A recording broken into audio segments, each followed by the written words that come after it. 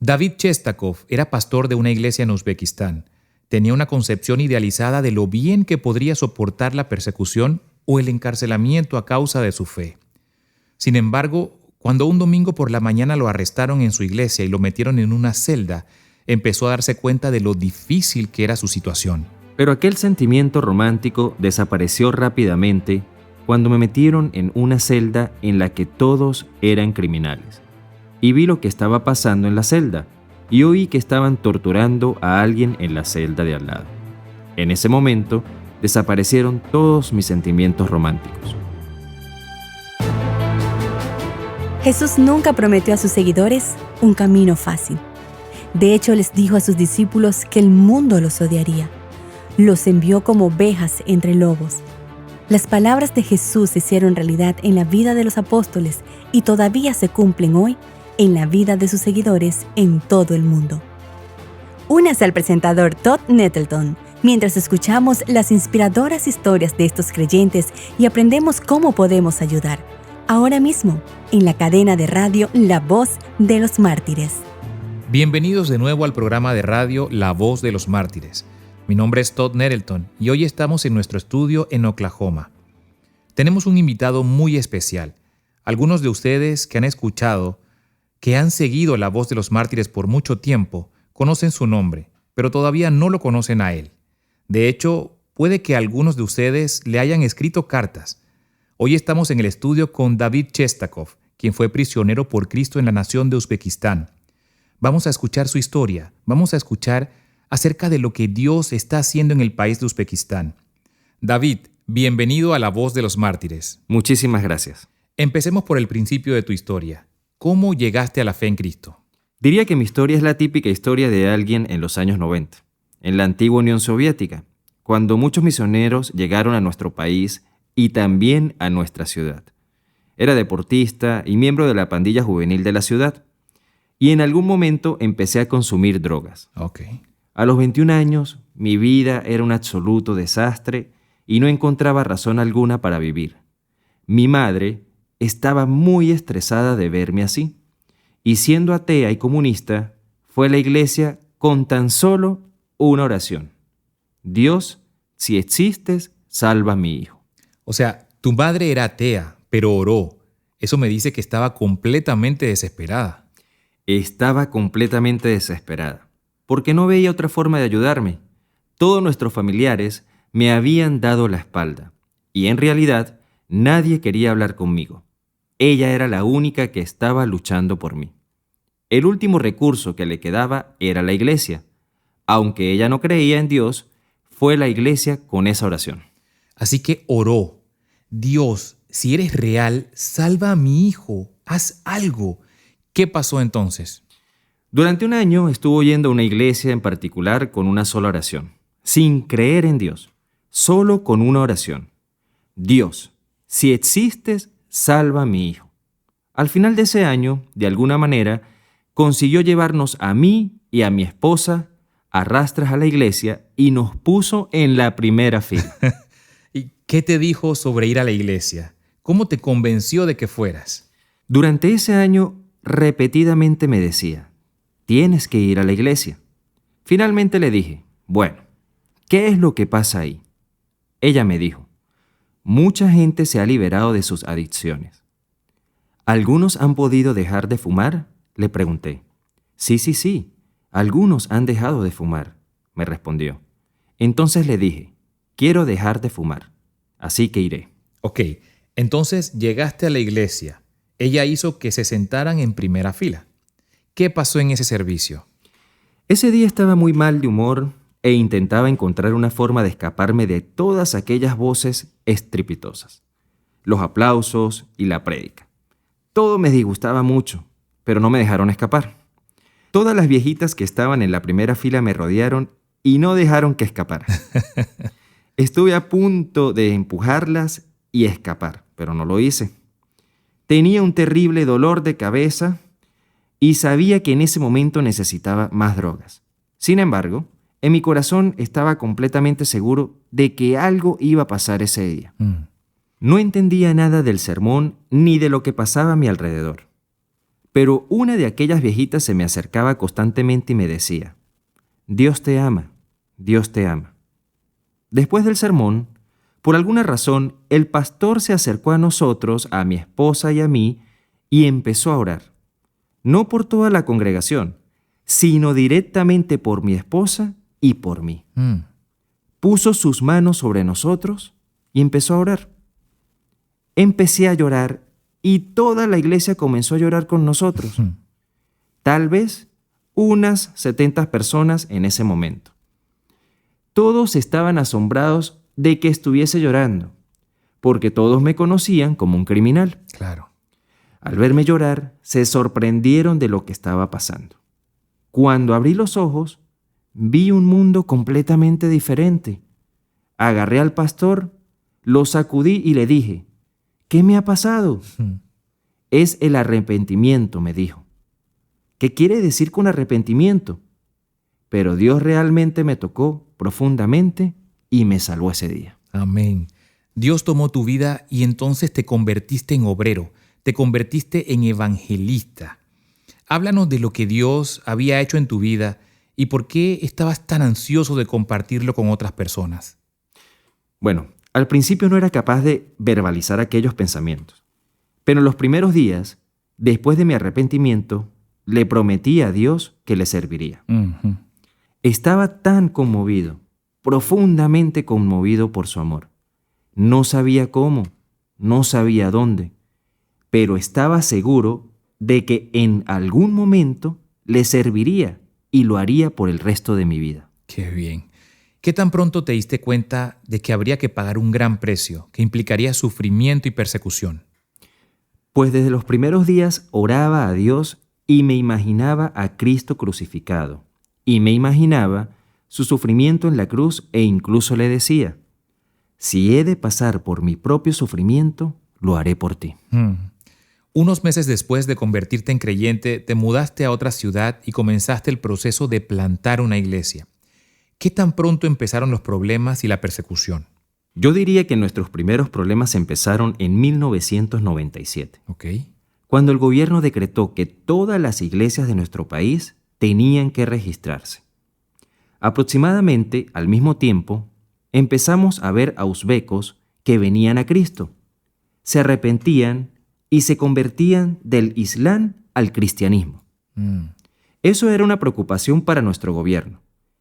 Y en ese punto me dijeron que tenía que echar a los uzbecos de nuestra iglesia. Básicamente era una exigencia del gobierno.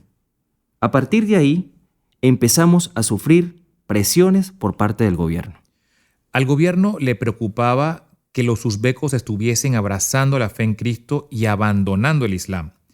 ¿Por qué le preocupaba eso al gobierno? ¿O por qué era un problema para ellos? Bueno, una de las razones fue que los mulás locales se dirigieron al gobierno quejándose de que algunos de los miembros de sus congregaciones se habían convertido al cristianismo. A todos los conversos, inmediatamente se les margina de la sociedad y como marginados tienen problemas para encontrar trabajo y para comunicarse con los demás miembros de la familia. Wow. Así que le advirtieron al gobierno que si cada vez había más personas marginadas, sería un problema social para la región y para la ciudad. ¿Y cómo era esa presión? ¿Fue la policía a visitarte y a decir, oiga, tiene que parar esto? ¿Cerraron la iglesia? ¿Cómo pasó de todo va bien a ahora estamos bajo intensa presión? Intentaban ejercer presión desde todos los organismos gubernamentales existentes. Sí, me llamaron de la policía y la policía vino a nuestra iglesia muchas veces. También me llamaron de la oficina del fiscal para que fuese a hablar del asunto. Recibí numerosas llamadas de la oficina del alcalde para que fuera a hablar sobre mi iglesia y sobre esta cuestión. Así que básicamente experimentamos presión por parte de todos los canales gubernamentales. Entonces, ¿cuándo te arrestaron? En el 2007. ¿Qué pensaste cuando llegó la policía y te diste cuenta de que te iban a detener? ¿Cómo te sentiste o cómo estaba tu espíritu? Bueno, Todd, un domingo por la mañana me sacaron de mi iglesia. Ni siquiera pude predicar ese domingo. Me llevaron a la estación de policía y me esposaron. Mis primeros sentimientos fueron románticos. Pensaba que era digno de sufrir por amor a Cristo, pero aquel sentimiento romántico desapareció rápidamente cuando me metieron en una celda en la que todos eran delincuentes y vi lo que estaba pasando en la celda. Y oí que estaban torturando a alguien de la celda de al lado. Wow. En ese momento desaparecieron todos mis sentimientos románticos. ¿Cuál fue tu oración en ese momento, cuando esos sentimientos románticos desaparecieron? ¿Cuál era tu oración al entender que, bien, me encuentro en una situación realmente desesperada? Te comento, no podía orar. Sabía que tenía que orar, pero no podía.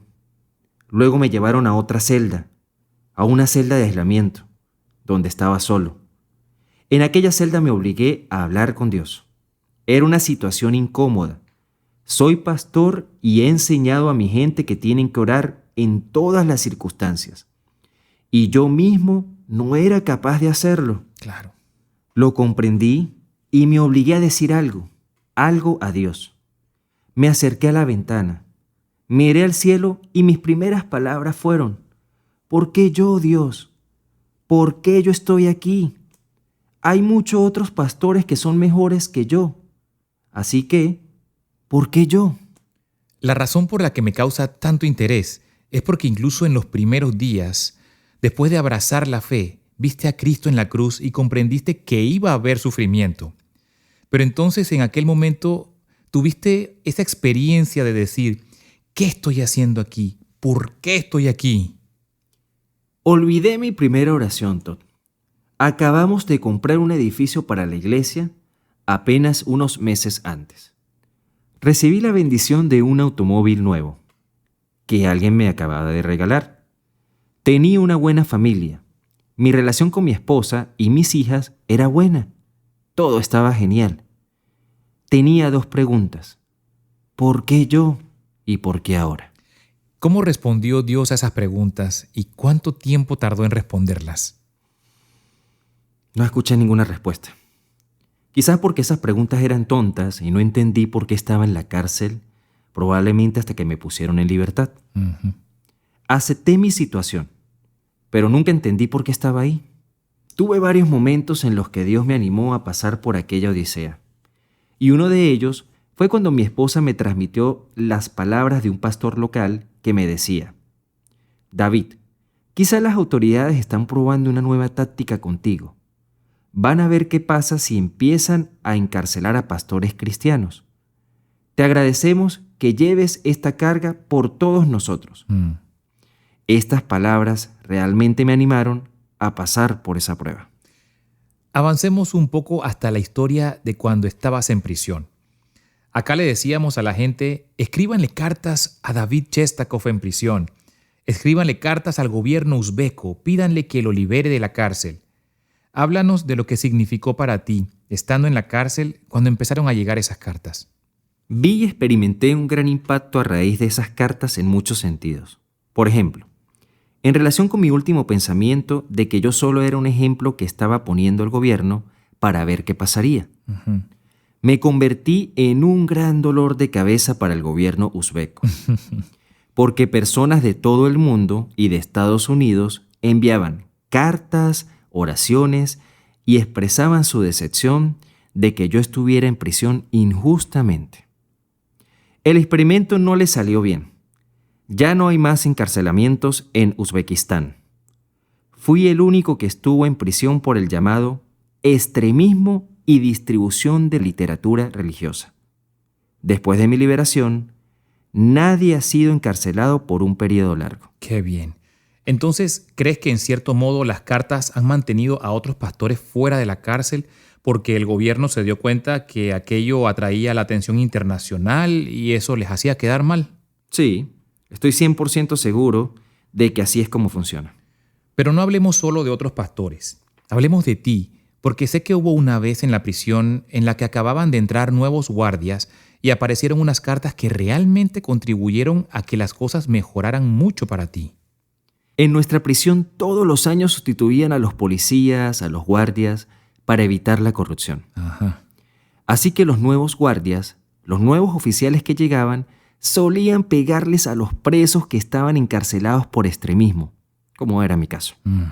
En todas las ocasiones en que se producía este reemplazo de oficiales, me llamaban y al mismo tiempo se acercaba un empleado de correos con un saco lleno de cartas.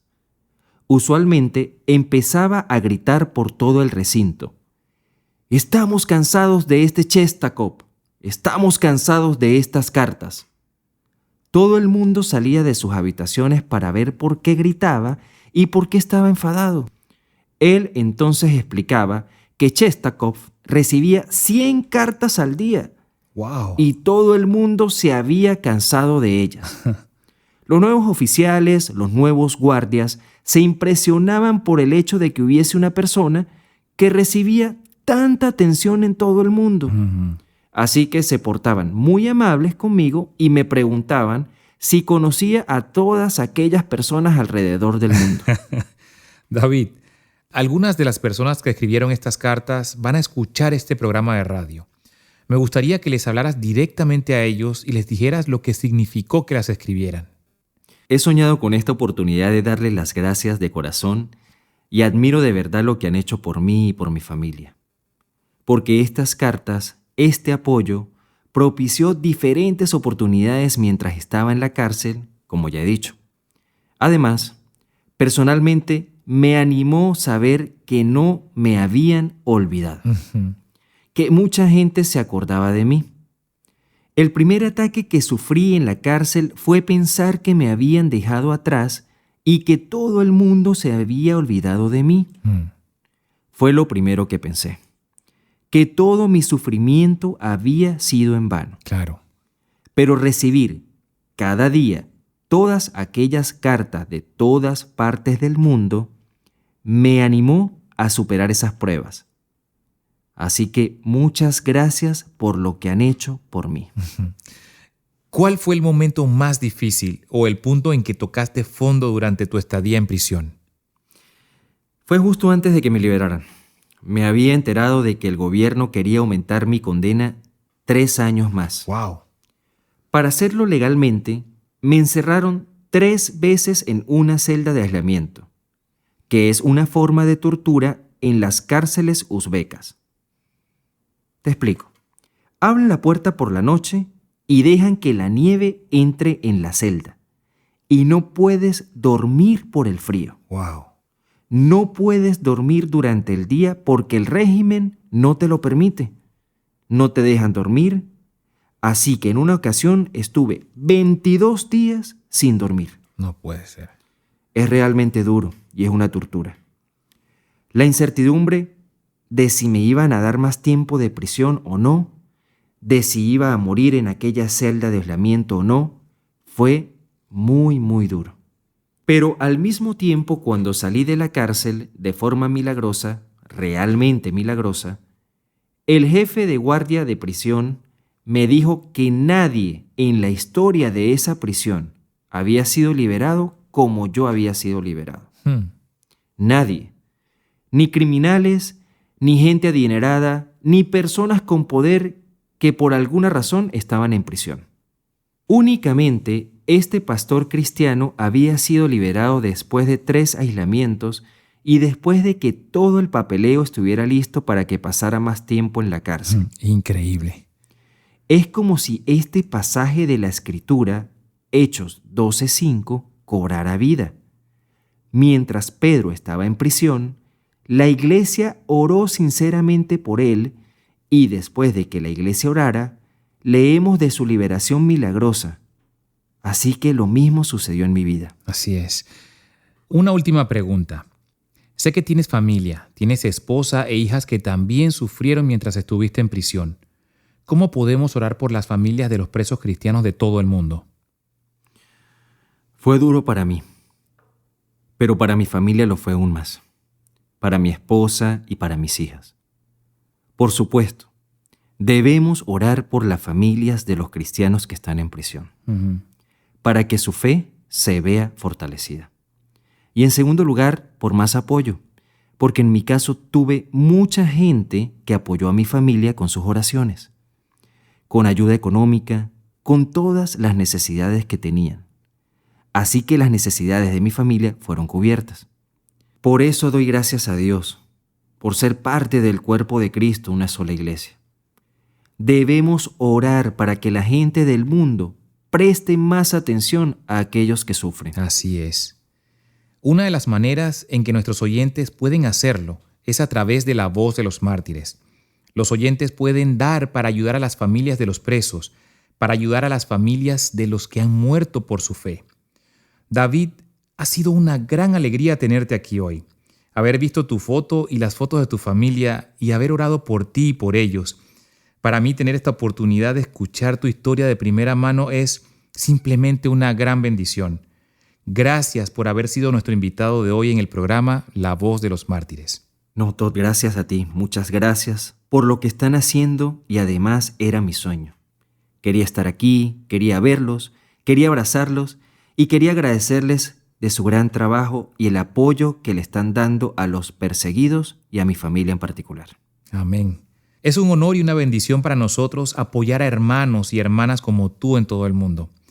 Querido oyente, ha estado escuchando La Voz de los Mártires. Conozca a Victoria, una joven creyente en África que sufrió un violento ataque en su iglesia un domingo durante el servicio. A pesar de haber perdido a miembros de su familia en el ataque, Victoria sigue fiel a Cristo y a su llamado. O conozca a Padina, una musulmana practicante que no encontraba paz en su religión y planeaba acabar con su vida. Pero entonces encontró a Jesús y Él le trajo vida, paz y sanación a ella y a su familia. Ahora Padina ministra y comparte las buenas nuevas de Jesús con otros que están perdidos y sin esperanza en un país donde la conversión al cristianismo es garantía de persecución. O conozca a Sanchul, un norcoreano que el pastor Han ganó para Cristo con amor y sacrificio. El pastor Han dio su vida por compartir la verdad de Jesús con quienes menos oportunidad tienen de conocer el Evangelio. Ahora Sanchul continúa el legado del pastor Han en uno de los lugares del mundo más peligrosos para ser seguidor de Cristo. Cada uno de estos preciados hermanos y hermanas continúan sirviendo, ministrando y viviendo para Cristo a pesar de la persecución e incluso de las amenazas de muerte. El sufrimiento por el nombre de Cristo es común en el Nuevo Testamento y es algo que les sigue ocurriendo a creyentes de todo el mundo. Nosotros, miembros del cuerpo de Cristo, tenemos la responsabilidad de orar y apoyar a nuestros hermanos y hermanas que se encuentran en áreas hostiles y naciones restringidas. Cuando nos sentamos con estos preciados miembros de la familia en distintas partes del mundo, los miembros del personal de La Voz de los Mártires les preguntan cómo podemos ayudar. Y la principal petición de estos fieles cristianos es la oración. Aprenda a orar por nuestros hermanos y hermanas perseguidos, mientras experimenta sus historias de esperanza y fe en medio del sufrimiento, viendo la serie de cortometrajes Fe Heroica de La Voz de los Mártires. Esta serie comparte las historias de cristianos de 4 continentes en lugares donde ser cristiano a menudo significa perderlo todo, incluso la vida. Estos santos modernos proceden de diversos países, orígenes, estatus social y edad. Sin embargo, hay una cosa que los une: sufrir por Cristo. Conozca cómo es ser creyente en los lugares más difíciles y peligrosos del mundo. Déjese inspirar por la fe inquebrantable de estos hermanos y hermanas y su capacidad de perdonar a sus verdugos. Vea Fe Heroica hoy. Mire en línea, descargue y comparte estas historias de forma gratuita en bm1.tv/es/share-their-voice. Como siempre, puede obtener más información en bom.org. Nuevamente, si quiere ayudar a las familias de quienes están presos, puede hacer clic en la pestaña Donar en la parte superior de nuestra página web bom.org. ¿Le gustaría conocer más acerca de sus hermanas y hermanos cristianos que son perseguidos por causa del nombre de Cristo? Puede descubrir cómo orar por ellos al registrarse hoy en bom.org/inscripción. Cada semana recibirá una historia sobre los miembros perseguidos de nuestra familia cristiana, así como una petición de oración específica para que ore con su familia. La Voz de los Mártires ha estado sirviendo a los cristianos perseguidos en los campos misioneros más difíciles y peligrosos del mundo durante más de 50 años. Por favor, regístrese ahora en bom.org/inscripción para descubrir cómo puede orar.